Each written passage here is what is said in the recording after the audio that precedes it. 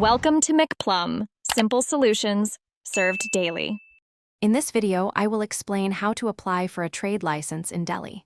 First, it is essential to understand that a trade license is a mandatory document for legally operating your business.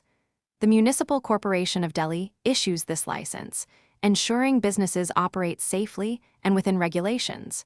You must be at least 18 years old and have no criminal record to apply. Also, identify your specific business category to understand the exact requirements. Next, let's talk about the essential documents you will need. You must gather identity and address proof, like your Aadhaar card or PAN card. Additionally, prepare legal occupancy documents for your business premises, such as a lease deed or property tax receipt.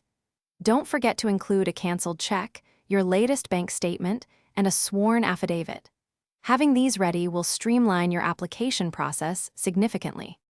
Now, let's move to the application process, which is primarily online. You will need to visit the official Municipal Corporation of Delhi portal. Once there, select your municipal zone and fill out the comprehensive online application form with all your business details.